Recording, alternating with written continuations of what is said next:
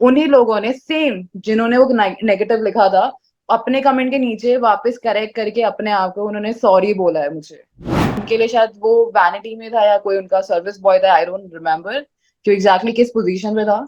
बस उन्होंने ये बोला गौतम सर को कि प्रिंस भाई सही तो कह रहे हैं, उसको कान से निकाल दिया। इफ यू नोटिस, हमारी गैंग में से कोई आगे नहीं आया था, हमें पता था कि गौतम सर पिटने वाले हैं आज, बट वो सोनू सर आ गए बीच में, वो बच गए। तो हमारा ना ऐसा हो गया, यार क्यों सर, क्यों आ गए बीच में। स्वागत है आप सभी का हमारे चैनल पे। और आज हमारे साथ है रोडीज कर्मया कांड से प्रियंका गुप्ता। प्रियंका, स्वागत है आपका हमारे चैनल पर। Thank you so much. तो प्रियंका, सबसे पहला सवाल आपसे ये है कि आपकी जर्नी में किसका पलड़ा सबसे ज्यादा भारी था, कर्म का या कांड का? करम का। तो मल्टीपल नंबर ऑफ टाइम्स आपका पीयू के साथ इश्यूज हुए हैं, एंड कहीं ना कहीं पूरी पीयू की गैंग उसके साथ खड़ी हो जाती थी, आप अकेले होते थे। स्टिल आपने बहुत बार प्रिंस, बहुत बार नहीं मतलब प्रिंस की बात को भी नकारा। तो क्या पॉइंट ऑफ व्यू था कि आप अपने गैंग लीडर की बात को भी ना मानो? हर कोई अगेंस्ट खड़ा है बट स्टिल आप बोल रहे हो कि नहीं वो गलत है। What was the point of view जब आप ये चीजें हो रही थी और आप कर रहे थे? तो क्या आपको ये चीजें आउट ऑफ वर्ल्ड नहीं दिख रही थी कि वो कैसा दिख रहा होगा? मुझे आपका प्रश्न बहुत अच्छा लगा, दिल से। बहुत ही बढ़िया, मतलब बहुत अच्छा क्वेश्चन पूछा आपने यहाँ पे। जब आपने नोटिस करा कि मैं अकेले खड़ी थी, क्योंकि मुझे ना किसी के सपोर्ट की जरूरत नहीं है। If I am right, I am right. मेरे को 5 लोग नहीं चाहिए अपने साथ मेरा एक स्टेटमेंट को प्रूफ करने के लिए, बिकॉज मुझे पता है बहुत चीजें कैमरा पे रिकॉर्ड होती हैं और कैमरा पे वो दिख भी जाएंगे। तो जब पीयू ने अपनी गैंग का सपोर्ट भी लिया था और वो बोल रही थी कि नहीं मैंने ये सब कुछ चीजें करी है, तो मैंने सिर्फ एक स्टेटमेंट बोल दी, जाके आप कैमरा चेक करो।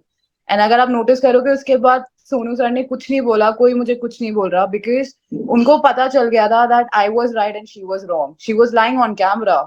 शायद उनको बोलने की बीमारी थी, वहां पे कैमरा था या नहीं था। तो बट मुझे बहुत अच्छे से पता था क्या चीजें कैसे चल रही हैं। और मैंने कभी भी ना किसी का सपोर्ट नहीं मांगा है। अगर आप मेरी लड़ाइयां भी देखोगे ना, तो मैं किसी के ऊपर चढ़ के नहीं लड़ रही हूँ, मैं डायरेक्टली अपना वन ऑन वन लड़ रही हूँ। किसी को बीच में आना है तो आ रहा है, ठीक है। बट आई थिंक प्रिंस भाई ने एक स्टेटमेंट पास करी थी, क्योंकि ये जो रोडीज है वो कंटेस्टेंट के लिए होता है, वो गैंग लीडर्स के लिए नहीं होता है।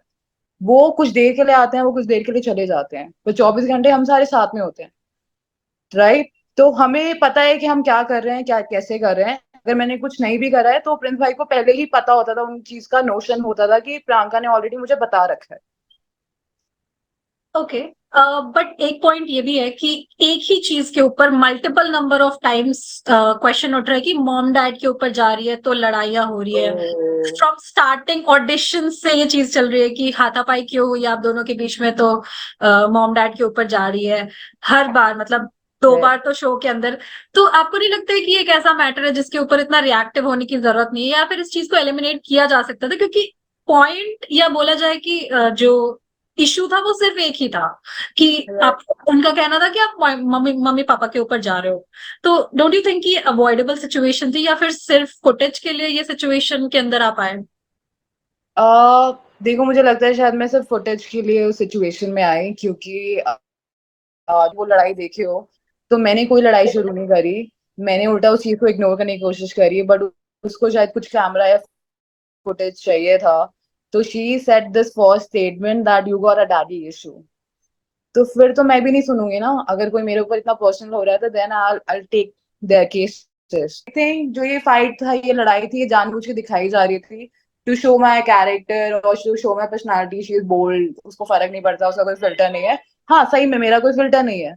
बट तब तक if you are being sweet to me, I will be super sweet to you. If you bitch to me, I will be super bitchy to you. Social media पे kind of बहुत mixed reactions थे। कुछ लोग इस personality को काफी पसंद कर रहे थे, कुछ लोग, दे आर सम पीपल जो कि बहुत नेगेटिव कमेंट्स के अंदर थे। बहुत एक like balanced kind of situation था जहां पे लोग पसंद भी कर रहे हैं, नापसंद भी कर रहे हैं। आपको इस चीज का क्लू होगा। तो जब आप शो के अंदर थे तो ऐसा आपको फील हुआ कि समटाइम्स आपको कुछ चेंजेस करने की जरूरत है, या फिर आपको गेम अलग तरीके से प्ले करने की जरूरत है, या फिर आप बिल्कुल क्लियर थे कि नहीं मुझे इसी तरीके से गेम खेलना है, चाहे दुनिया कुछ भी सोचे, चाहे लोग कुछ भी सोचे, I have to play my game this way? तो मेरे को जो मेरा गेम प्ले रहा है ना, वो वैसा ही था जैसा मैं चाहती थी। मैंने अपना रियल साइड, मेरा जैसे मैं हूँ रियल वर्ल्ड में, मैंने वो ही सामने रखा। और मेरे लिए कहीं ना कहीं वो बेनिफिट हुआ।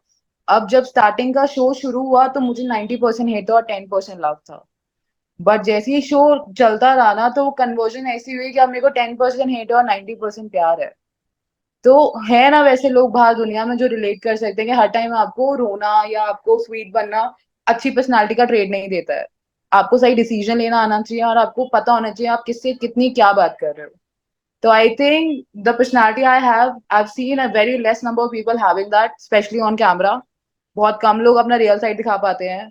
और रियल साइड दिखाने से एक बेनिफिट होता है, जो बाहर की दुनिया है ना, बहुत सारे लोग हैं जो मेरे जैसे फील करते हैं। तो मुझे बहुत अच्छा लगा जब वो प्यार में कन्वर्ट हुआ ना। Now I have like 90% of love.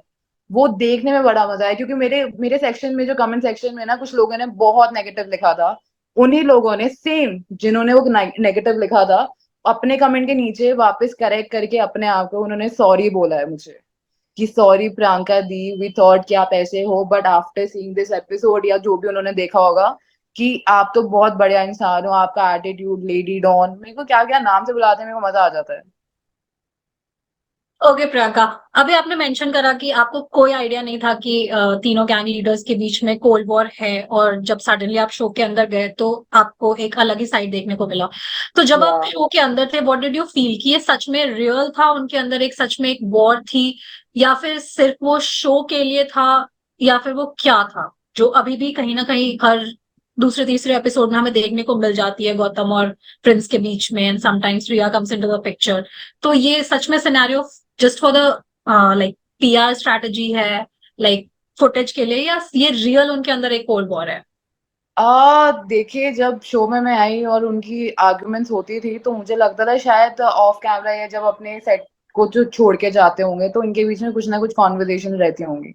But within a time, day to day हमें समझ आने लगा कि अब ऐसा सीन हो गया कि कैमरा के सामने जो बिग बॉस चल रहा है रोडीज का, कैमरा ऑफ कैमरा भी पीछे टीम्स का भी बिग बॉस चला हुआ है। सब टीम्स का एक छोटा छोटा बिग बॉस चला हुआ है, कोई किसी से लड़ रहा है, कोई किसी किसी से आर्ग्यूमेंट हो रही है। तो वहीं पे ऐसा हुआ था कि रिया मैम की जो टीम थी और जो गौतम सर की टीम थी, वो एक साथ बैठते थे या कुछ होता था, या उनमें से एक दो लोग प्रिंस भाई की जो टीम थी उनसे उनसे कनेक्शन में थे, तो वो आके बताते थे कि तुम्हारे बारे में ये बोल रहे थे, वो बोल रहे थे। ऑल्दो गौतम सर ने अपने एक बंदे को अपने काम, मतलब उनके लिए शायद वो वैनिटी में था या कोई उनका सर्विस बॉय था, आई डोंट रिमेम्बर कि एग्जैक्टली किस पोजीशन पे था। बस उन्होंने ये बोला गौतम सर को कि प्रिंस भाई सही तो कह रहे हैं, उसको काम से निकाल दिया। तो वो चीजें सुनना और रियल, और ये नहीं एक बंदा बोल रहा है, हमें सब ने आके बताया है, कहीं ना कहीं हमारे भी दोस्त बने अंदर जो जो भी थे, जिस साइड पे भी थे। तो हमें पता चलता था कि ये सब रियल है। और एक इंसान को तुम कॉर्नर करोगे और फिर तुम एक्सपेक्ट करोगे कि वो हमारी सुने, तो sorry, I am with Prince भाई। अगर मैं प्रिंस भाई की जगह होती ना, तो प्रिंस भाई ने तो जो नहीं करा, मैं उसका ना, वो तो 10% है मेरा, जो ने सिर्फ सुनाया, साइड कर दिया कि हाँ ये वो वगैरह वगैरह। जैसे गौतम सर ने उनको टच करा था ना दूसरी बार, इफ यू नोटिस, हमारी गैंग में से कोई आगे नहीं आया था। हमें पता था कि गौतम सर पिटने वाले हैं आज, बट वो सोनू सर आ गए बीच में, वो बच गए। तो हमारा ना ऐसा हो गया, यार क्यों सर, क्यों आ गए बीच में। हमें लड़ाई देखने का मन कर रहा था। क्योंकि हम बहुत देर से धूप में खड़े हुए थे और वो लड़ाई खत्म ही नहीं हो रही थी। हमने कहा एटलीस्ट धूप में खड़े हैं, कुछ तो एंटरटेनमेंट होना चाहिए ना। और स्पेशली उस इंसान के साथ जो अपने आप को इतना दिखा रहा है कि मैं ये, मैं वो, मैं ये।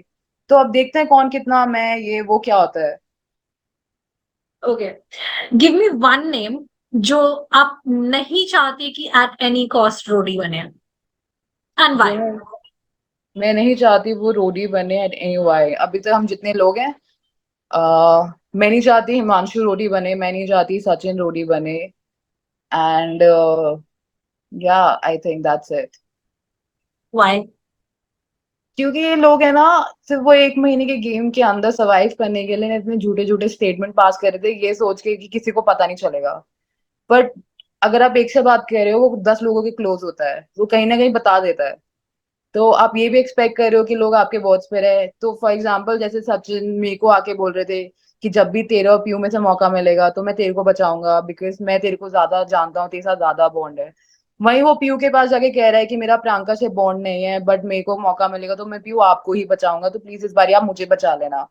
तो वो दोगला खेलना तरीका तुम्हें लगता है कि नहीं दिखेगा, तो मुझे तो वैसे ही, ये तो चलो आप कैमरा पे आया, बट मुझे उसकी पर्सनालिटी तभी दिख गई थी। क्योंकि हमारे टेंट इतने दूर नहीं होते हैं। जब आप किसी से गॉसिप भी करते हो ना, तो कुछ हद तक सुनाई दे जाती हैं, अगर आप सुनना चाहो तो।